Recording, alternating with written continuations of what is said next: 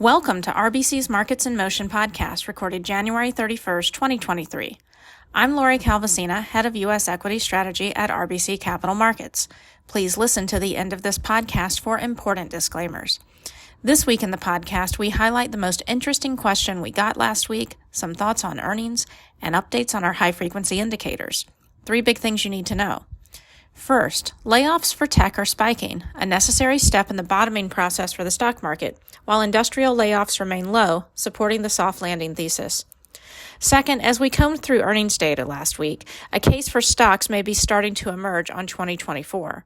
And third, we review what jumped out the most on our high-frequency indicators last week in terms of sentiment, valuation, and performance. All of it generally supports the soft landing thesis and suggests last week's strong move in U.S. equities has been justified. If you'd like to hear more, here's another 5 minutes. While you're waiting, a quick reminder that you can subscribe to this podcast on Apple, Spotify, and other major platforms. Now the details. Takeaway number 1. On our question of the week, layoffs for tech are spiking, a necessary step in the bottoming process for stocks, while industrial layoffs are low, supporting the soft landing thesis. The most interesting question that crossed our desk was about how layoffs in industries of excess have impacted stock market performance in past crises. So we took a look at trends for layoffs in tech and telecom around the tech bubble, layoffs in financials around the financial crisis, and layoffs in industrials and energy around the 2015-2016 growth scare. We then compared layoff trends to S&P 500 index levels. We found that the stock market often does bottom well before layoffs in industries of excess have finished playing out. In some instances, tech in 2002, financials in 2009, and energy in 2016, the stock market bottoms happened right around big spikes in layoffs in the industries in question. In some instances, 2 big waves of layoffs in the relevant industries were seen. This happened for tech in 2001 and 2002, and energy in 2015 and 2016. And it wasn't until we got the second spike that stocks found a permanent floor. With tech layoffs spiking now, and real estate layoffs having spiked last summer, it's actually hard to say conclusively whether the historical data supports the idea that U.S. equities bottomed in October. But the data does give us one more thing to check off on our list of things that we believe need to happen to call a bottom in stocks.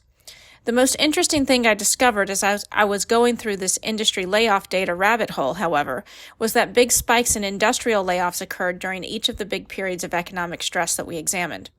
That stands in contrast with today, when industrial layoffs have remained extremely low. The lack of major layoffs in the industrial segment of the economy so far supports the soft landing thesis in our view. I think trends in industrial layoffs are really what we want to be paying attention to right now, not the tech ones.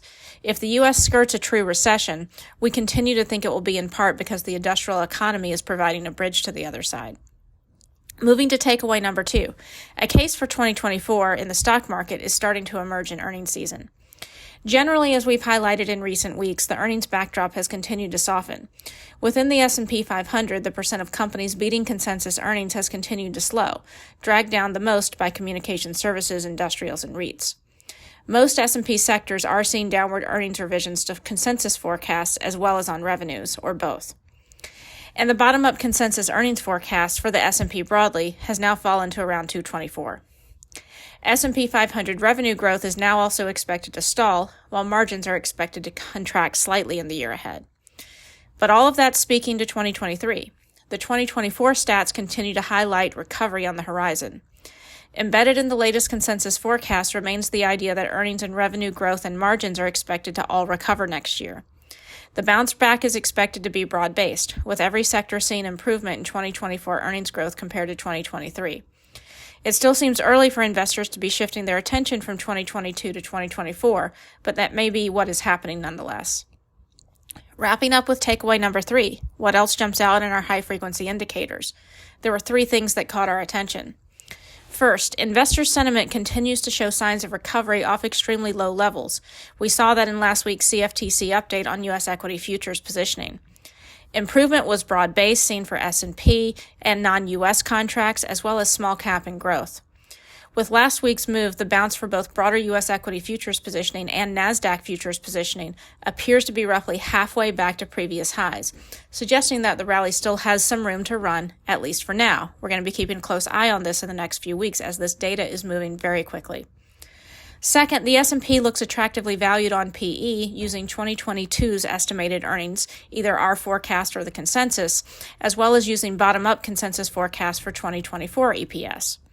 Admittedly, the S&P looks expensive on 2023's estimated earnings, particularly on our own 199 forecast.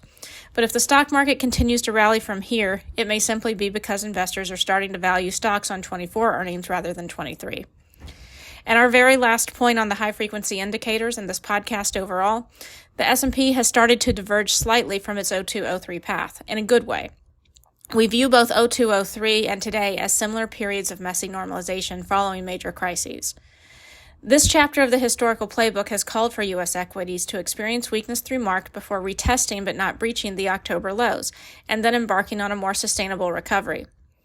This path has synced up with the expectations of many sell-side strategists and buy-side investors, but the fact that the index is starting to diverge in a positive way, i.e. the index is going up when the playbook says it should be going down, suggests that investors may be trying to jump in ahead of the widely anticipated March retest. That's all for now. Thanks for listening, and be sure to reach out to your RBC representative with any questions. This content is based on information available at the time it was recorded and is for informational purposes only. It is not an offer to buy or sell or a solicitation, and no recommendations are implied. It is outside the scope of this communication to consider whether it is suitable for you and your financial objectives.